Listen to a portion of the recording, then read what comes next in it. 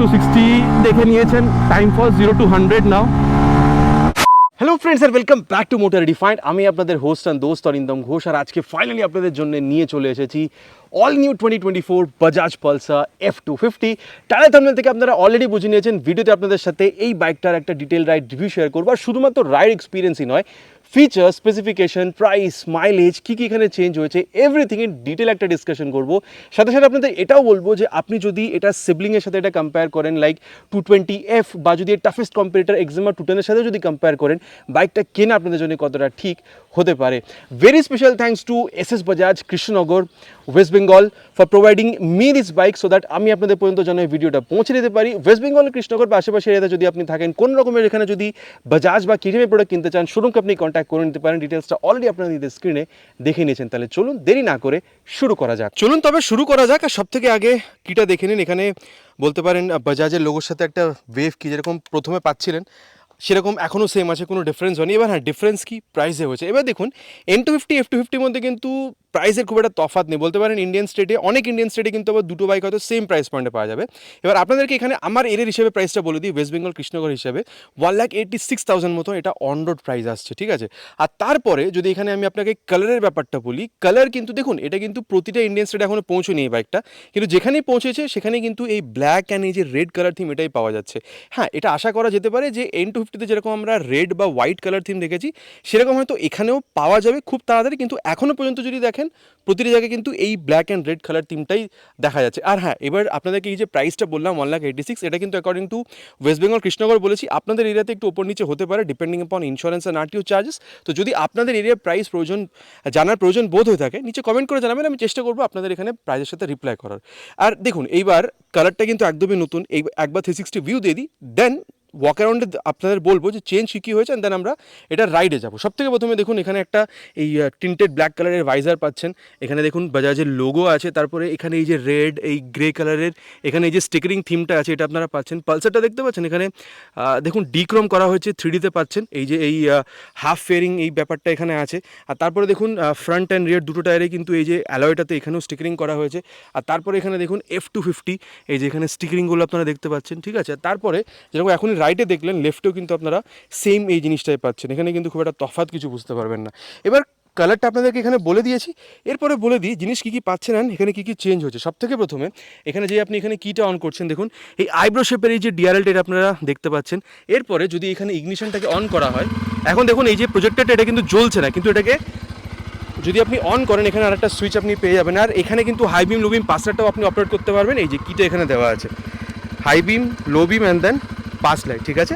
এরপর এটাকে এখানে অফ করি। টাচ সিগন্যালটা যদি আপনাদেরকে দেখায়, এই যে এখানে সেমি ফ্লেক্সিবল বলতে পারেন। এখানে LED টার্ন ইন্ডিকেটারটা আপনারা পাচ্ছেন, যেরকম আগেও এটা পেতেন, ঠিক আছে। আর তারপরে এখানে হালকা কিন্তু আবার এরকম একটা স্টিকারিং এখানে দেখা যাচ্ছে, নাম্বার প্লেট লাগানোর জায়গা। তারপরে নিচে যখন যাচ্ছেন, এখানে ডুয়াল ফ্ল্যাপের এই যে মাডগার্ড এটাও দেখতে পেয়ে যাবেন। তারপরে সাসপেনশনের ব্যাপারটা বলি, N250-তে কিন্তু USD আছে, যেটা এখানে নেই। এখানে 37mm টেলিস্কোপিক ফোক পাচ্ছেন। আচ্ছা, এবার আমার যেটা মনে হয় সেটা আপনাদেরকে বলি, এবার আপনাদের বক্তব্যটা নিচে কমেন্ট করে জানাবেন। N160-তে আপনারা দেখেছিলেন তো, কোম্পানি এটা বক্তব্য ছিল যে প্যাকেজিং, মানে এখানে অয়েল কুলিং আর এই যে এই সাসপেনশনটাকে USD-টা ঠিকঠাক ম্যাচ করানো যাচ্ছিল না, ওখান থেকে অয়েল কুলিং সরিয়ে দিয়েছিল। কিন্তু এটা তো 250cc ইঞ্জিন, অয়েল কুলিং তো সরানো যাবে না।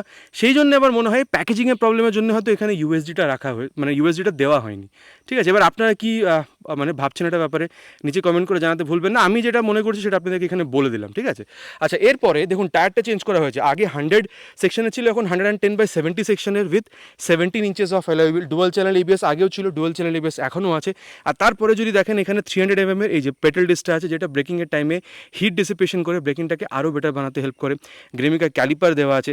এবার 220F, এটা যেটা সিবলিং আছে ওটার সাথে যদি কম্প্যারিজন করেন, সাসপেনশন বাদে টায়ার আর ব্রেকটা কিন্তু ওখান থেকে এখানে বেটার পাবেন। কিন্তু হ্যাঁ, যদি আবার কারিজমার সাথে কম্পেয়ার করেন, ব্রেক আর সাসপেনশন মোটামুটি ওখানেও সেম, কিন্তু টায়ারটা ওখান থেকে আপনি এখানে বেটার পেয়ে যাবেন। আর তারপরে এখানে যদি ইঞ্জিনটা দেখেন, সেম ইঞ্জিন যেরকম আপনারা N250-তে দেখেছেন, 249.07cc SOHC 2 valve air oil cool fuel injected engine.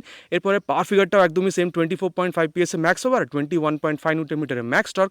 সাথে তিনটে জিনিস আরও পাচ্ছেন, slip assist, clutch, traction control system and then ABS mode. তিনটেই আগে চালানোর টাইমে এটার ব্যাপারে আরও কথা বলবো। কিন্তু হ্যাঁ, যদি আপনি 220F-এর সাথে কম্পেয়ার করেন, এখানে কিন্তু আপনি পাওয়ার টর্ক বেটার পাচ্ছেন। এই যে ফিচার যেগুলো traction control, slip assist, clutch, ABS, এই জিনিসগুলো এক্সট্রা পাচ্ছেন। কিন্তু যদি কারিজমার সাথে কম্পেয়ার করেন, আপনি এখানে বলতে পারেন যে পাওয়ারটা কিন্তু কারিজমাতে মোটামুটি 1 PS মতো বেশি, কিন্তু এখানে কিন্তু আবার কারিজমার থেকে একটু হলেও টকটা বেশি আছে।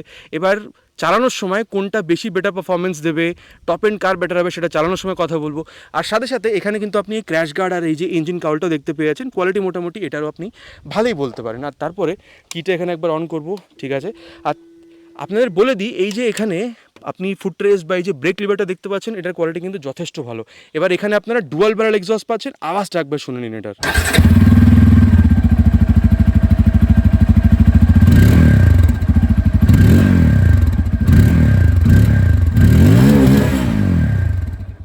আওয়াজটা শুনে নিয়েছেন, দেখুন ইঞ্জিনে খুব একটা চেঞ্জ হয়নি, আওয়াজও খুব একটা চেঞ্জ হয়নি, N250 মতনই আওয়াজ। এবার কীরকম লাগলো না লাগলো এটা কিন্তু নিচে কমেন্ট করে জানাতে একদমই ভুলবেন না। আর হ্যাঁ, রেয়ার সেকশনে যদি আসেন তাহলে কিন্তু সেম N250 মতন ক্রিস্টালাইন শেপের টেল ল্যাম্প, ঠিক আছে, ধরে বসার জন্য, পিলারের জন্য গ্র্যাব হ্যান্ডেল, ফ্রন্টের মতন রিয়ারেও সেম। এখানে same flexible type of LED turn indicator, number plate লাগানোর জায়গা, রিফ্লেক্টার অ্যান্ড দেন ওপরে একটা জায়গা দেখতে পাচ্ছ, এখানে লাইট জ্বলবে যদি এখানে ইগনিশনটা অন থাকে। আর দেখুন অলরেডি কিন্তু এখানে বর্ষার টাইম চলে এসছে, ওই বর্ষার সময় কী হয়, কাদা প্রচুর ছেটায় পেছনের চাকার থেকে, সেটার থেকে বাঁচানোর জন্য একটা তাগড়া বলতে পারেন যে এখানে এই টায়ার হাগারটা দেওয়া আছে। রিয়ার টায়ারটাকে চেঞ্জ করা হয়েছে 140/70 সেকশনের tyre with 17 inches of alloy wheel, 230 mm of pedal disk with this ABS ring, and এখানে আপনি বলতে পারেন যে অ্যাডজাস্টেবল মোশন সাসপেনশন ওটাও পেয়ে যাচ্ছেন। এবার রিয়ার সেকশনটাকে যদি আপনি কারিজমার সাথে কম্পেয়ার করেন, মনে হয় না খুব একটা চেঞ্জ আপনি এখানে বুঝতে পারবেন, ঠিক আছে। আর তারপরে লেফট পোর্শনে যদি আসেন, এই যে open chain system, side guard, main stand, side stand, side engine cut off sensor, 5-speed gear box, এই জিনিসগুলো আপনারা পেয়ে যাবেন। আর তারপরে যদি সিটের ব্যাপারটা বলি, 8 মোটামুটি সিট হাইট আছে। কুশনিংয়ের ব্যাপারগুলো মোটামুটি চালানোর সময় কথা বলবো, আপনার হাইট যদি 5'2" থেকে 3 পর্যন্ত হয়ে থাকে, চালাতে খুব একটা প্রবলেম হবে না। পালসারের এখানে দেখতে পাচ্ছেন লোগো আছে। গ্র্যাব হ্যান্ডেলটার ব্যাপারে অলরেডি বলেছি, এখানে ট্যাঙ্কটা মেটালিক 14 লিটারের পাবেন। আর এখানে E20 স্টিকারিং আছে। স্ট্রেট মানে কি, এই যে ইঞ্জিনটা দেখতে পাচ্ছেন, এইটার মধ্যে কিন্তু ফ্লেক্স হুইল দিয়েও চালানো যাবে, অসুবিধা হবে না। মাইলেজ যদি দেখেন মোটামুটি 30 থেকে 35-এর মধ্যে এক্সপেক্ট করতে পারেন। মোটামুটি 165 mm গ্রাউন্ড ক্লিয়ারেন্স। এবার দেখুন ওয়েটের ব্যাপারটা যদি বলি, যখন গাড়িটা লঞ্চ হয়েছিল N250 আর F250-র মধ্যে 2 কিলোর তফাৎ ছিল। এখন N250 164 কিলোগ্রাম ওয়েট, তো এখানে মোটামুটি 165-166 বলতে পারেন, বিকজ এখনও কোম্পানি কিন্তু এটাকে অফিসিয়ালি ওয়েবসাইটে লঞ্চ মানে বলতে পারেন এখানে আপলোড হয়নি এটার ব্যাপারটা, ঠিক আছে। আচ্ছা, এরপরে এখানে যদি হ্যান্ডেল বারটা দেখেন, এখানে ক্লিপ অন আছে, যেটা আপনারা N250-তে পাবেন না। আর এখানে এই যে হাই বিম, লো বিম, পাস লাইটের switch, all digital Bluetooth enable meter console, toggle করার জন্য এখানে বাটনটা পাচ্ছেন, টার্ন সিগন্যাল, হর্ন ঠিকঠাক, খুব বেশি লাউড না। আর এখানে কিল সুইচ আছে, এটা এই যে প্রজেক্টর অন অফ করার সুইচ, আর নিচে হচ্ছে ইঞ্জিন অন করার সুইচ, ঠিক আছে। আর এইখানে আপনি এই যে মোবাইল চার্জিং পোর্টটা দেখতে পেয়ে যাবেন। আর তারপরে এটাকে একবার যদি অফ করে অন করি, এই যে পুরো একটা এখানে সোয়াইপ নেবে, এখানে যে ট্যাকোমিটারটা দেখতে পাচ্ছেন, এখানে gear position sensor, fuel gear sensor, speedometer, ঠিক আছে। অ্যান্ড দেন তারপরে এখানে যদি বাটনটাকে প্রেস করা হয় তাহলে trip A, trip B, odometer, and then এখানে সেটিং যদি যান তাহলে ওখানে ক্লকটা সেট করতে পারবেন। এই যে ট্র্যাকশন কন্ট্রোলটা কিন্তু শুধুমাত্র অফ রোডেই আপনি অন অফ করতে পারবেন। আর এটাকে অফ রোড থেকে অন্য মোডে যাওয়ার জন্য কী করতে হবে, ABS মোড, ডাবল ক্লিক যেই করবেন এই বাটনটাকে, আর সেই আপনি এই জিনিসটাকেও চেঞ্জ করতে পারছেন। আর এখানে যদি আপনি বাজাজের রাইট কানেক্ট অ্যাপটাকে যদি মোবাইলে ডাউনলোড ইনস্টল করে ট্রু ব্লুটুথ যদি এটার সাথে কানেক্ট করেন, তাহলে 10 বাটন ন্যাভিগেশন, কল, SMS আরও অন্যান্য অনেক কানেক্ট ফিচার আপনি এখানে ইউজ করতে পারবেন। আর সাথে সাথে বলে দিই, এই যে আপনি মিররটা দেখছেন, চালানোর টাইম এটার ব্যাপারে কথা বলবো যে কত ভালো এটার ভিউ, মানে রিয়ার ভিউ আপনারা এখানে দেখতে পাবেন। মোটামুটি ব্যাগটার ব্যাপারে কথা বলা হয়ে গেছে, চলুন এবার এটা রাইডে যাই, অ্যান্ড দেন দেখি রাইড এক্সপিরিয়েন্স কীরকমের। তারপরে কথা বলবো কারিজমা 220F-এর সাথে কম্প্যারিজনে এই বাইকটা কেনা কতটা ঠিক হতে পারে। চলুন বন্ধুগণ, তবে শুরু করা যাক এখানে রাইড রিভিউ। আর সব থেকে প্রথমে আপনাদেরকে আমি এখানে এই সিটটার ব্যাপারে বলতে চাইবো। দেখুন আপনি যখন বসছেন, স্ট্যান্ডটার নাম সরিয়ে দিই, দেখুন রেয়ার ফিটেড ফুটপ্যাক, খুব বেশি ঝুঁকতে হচ্ছে না, কিন্তু হ্যাঁ ঝুঁকতে হচ্ছে, তো স্পোর্টি রাইডার পজিশনটা আছে। আর দেখুন সিটটা কিন্তু যথেষ্ট comfortable, not very hard, not very soft, long রাইডের জন্য প্রেফারেবল, স্পেশিয়াসও আছে।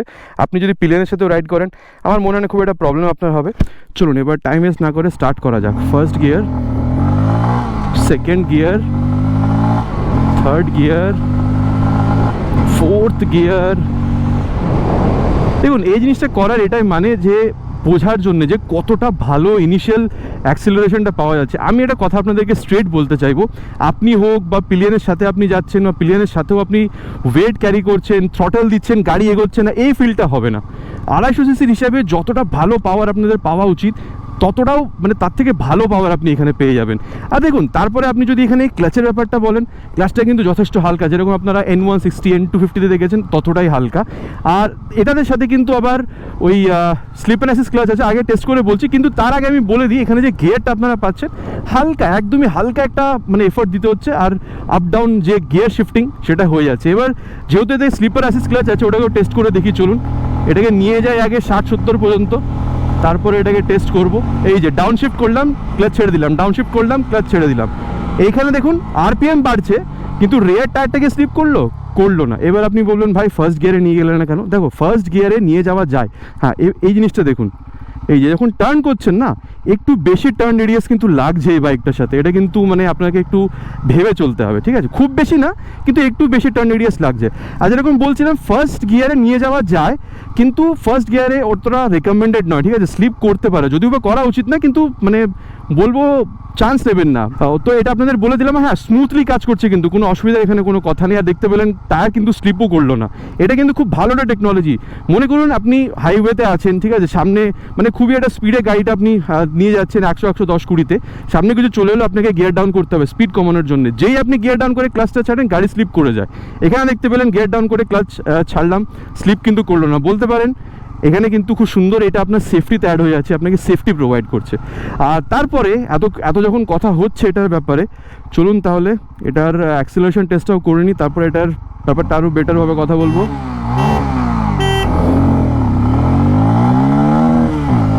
0 to 60 দেখে নিয়েছেন, টাইম ফর 0 to 100 নাও।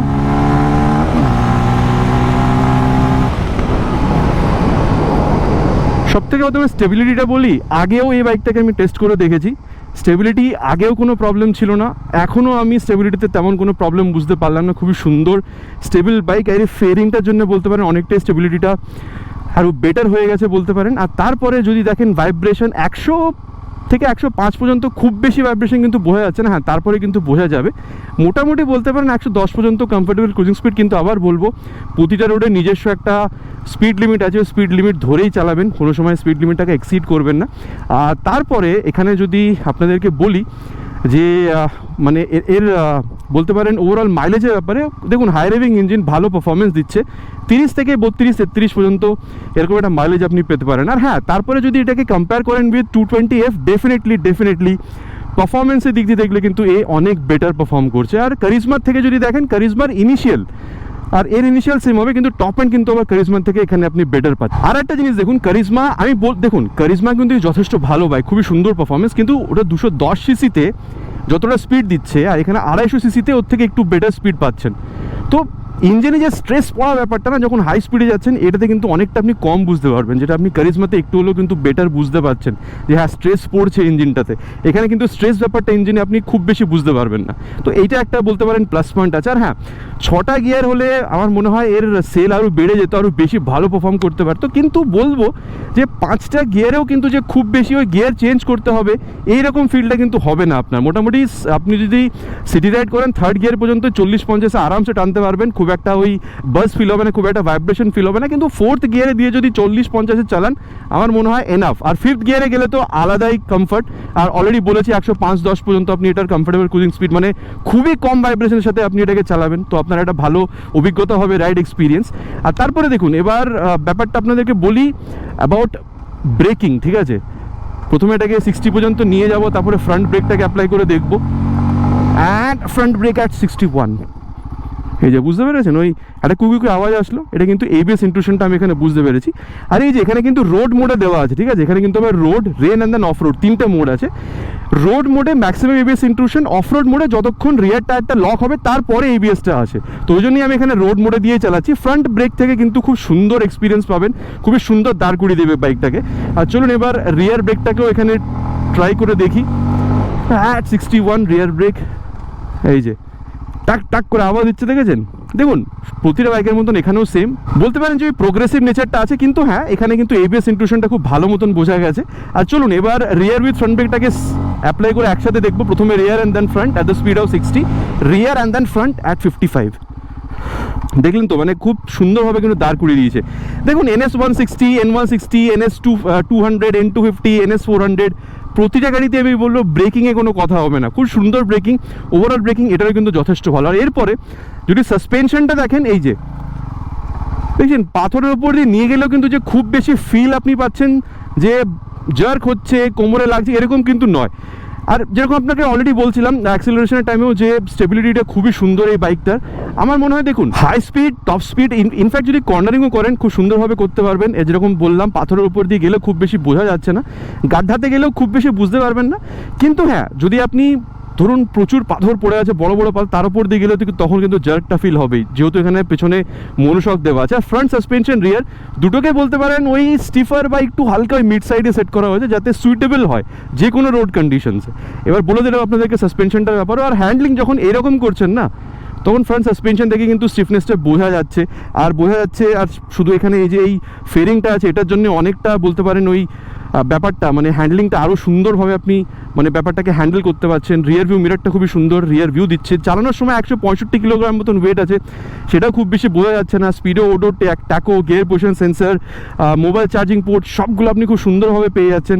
সুন্দর বলতে পারেন একটা স্পুটি রাইডার পজিশন, স্পেশিয়াস সিট, ভালো অ্যাক্সেলারেশন, ভালো ব্রেকিং। আর কি চাই একটা বাইকের থেকে, তাই না? একটা 250 সিসির বাইকের। আর হ্যাঁ, খুব বেশি ঝুঁকতে হচ্ছে না, তো বলতে পারেন লং রাইডের জন্য আপনি এই বাইকটাকে অনেকটা প্রেফার করতে পারেন। বলা হয়ে গেছে বন্ধুগণ ব্যাপারটা বাইকের। এবার চলুন কনক্লুশনে যাই অ্যান্ড দেন দেখি যে এই বাইকটা যদি আপনি কম্প্যারিজন করেন উইথ কারিজমা বা এটার সিবলিং 220F, তাহলে কতটা বেটার হবে এটা আপনাদের জন্য কেনা। বন্ধুগণ এবার কনক্লুশনের পালা, বাইকটা কেনা আপনাদের জন্য কতটা ঠিক হতে পারে। দেখুন আমি আপনাদের এটা বলতে পারি, যদি এটাকে সিবলিংয়ের সাথে কম্পেয়ার করা হয় 220F it's a very good bike. Public ডিমান্ডে ওটাকে আবার মার্কেটে নামানো হয়েছিল, কিন্তু হ্যাঁ একটা জিনিস দেখুন, ওখানে 10-15 হাজার টাকা আপনি কম পে করছেন।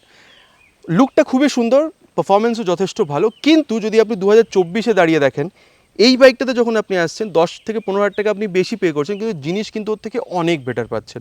Project LED headlamp, Bluetooth enable meter console, turn button navigation, call SMS alert, mobile charging port, traction control, slip and assist clutch, ABS mode, টায়ারগুলো এখানে মোটা, ঠিক আছে, পারফরমেন্স আপনি এখানে ওটার থেকে অনেক বেটার পাচ্ছেন। তো আমি এটা বলবো 220F কিনতে পারেন, খুবই ভালো বাইক, কিন্তু যদি বেশি ফিচার আর বেশি পারফরমেন্সওয়ালা বাইক চাই তাহলে আমার মনে হয় 220F এর তুলনায় কিন্তু এই বাইকটা আপনাকে যথেষ্ট ভালো একটা ভ্যালু প্রপোজিশন দিচ্ছে 10-15 হাজার টাকা বেশি দিলে। আচ্ছা, এরপরে আপনি যদি কারিজমা এক্সএমআরে আসেন, ওখানে কিন্তু 2,10,000-15,000 প্রাইস চলে যায়। মোটামুটি বলতে পারেন 20-30 হাজার টাকার একটা প্রাইস গ্যাপ হয়ে যাচ্ছে যদি এই বাইকটার কারিজমাকে কম্পেয়ার করেন। ওখানে দুটো জিনিস এক্সট্রা কী পাবেন, ওখানে আপনি 6 স্পিড গিয়ারবক্স আর লিকুইড কুল ইঞ্জিন পাচ্ছেন। কিন্তু হ্যাঁ, আমি এটা বলবো আপনার বাজেট যদি 1,80,000 থেকে 1,90,000-এর মধ্যে থাকে, আর আপনার যদি 5 স্পিড গিয়ারবক্স বা এই অয়েল কুলির থেকে কোনো প্রবলেম না হয়, কিন্তু হ্যাঁ আপনার চাই যে কারিজমার মতো বা কারিজমার থেকে আরও ভালো ফিচার, কারিজমার থেকে আরও ভালো বা বেটার আপনি টপ স্পিড চাচ্ছেন বাইকে, ঠিক আছে, কিন্তু হ্যাঁ আগেন বলবো প্রাইসটা 1,80,000 থেকে 90,000-এর মধ্যে আপনাকে বাজেট অ্যালাউ করছে। আমার মনে হয় 2024-এ দাঁড়িয়ে এই যে বাইকটা 2024 বাজাজ পালসার F250, এটাও আপনার জন্য একটা খুবই ভালো বলতে পারেন একটা অপশন কোম্পানি এখানে অফার করছে। এবার দেখুন আমি নিজের পয়েন্ট অফ ভিউটা রাইড রিভিউতে আপনাদের সাথে শেয়ার করলাম, যেটা আমি এই বাইকটার ব্যাপারে বুঝতে পেরেছি, আপনাদের পর্যন্ত পৌঁছেছি। এবার আপনারা নিচে কমেন্ট করে জানাতে কিন্তু প্লিজ ভুলবেন না যে রিভিউটা দেখার পরে আপনার কি মনে হচ্ছে, F250 কেনা ঠিক হবে, এক্সএমআর 210 কেনা ঠিক হবে, নাকি এটার যে সিবলিং 220F ওইটা আপনি কিনতে বেশি পছন্দ করবেন। নিচে কমেন্ট করে জানাতে কিন্তু প্লিজ ভুলবেন না। আশা করছি ভিডিওটা ভালো লেগেছে, চ্যানেলটা একদমই নতুন, ভাইয়ের কাজ যদি আপনার ভালো লেগে থাকে, ভিডিওটা যদি আপনার ঠিক মনে হয়ে থাকে, ভিডিওতে একটি লাইক, আর চ্যানেলে যদি নতুন এসে থাকেন চ্যানেলটাকে সাবস্ক্রাইব করে বেল বাটনটা অলে ক্লিক করতে কিন্তু প্লিজ ভুলবেন না। খুব তাড়াতাড়ি দেখা হবে এরকম একটা ভিডিওতে বাইক বা স্কুটারের সাথে। Till then ride safe and Jai Hind.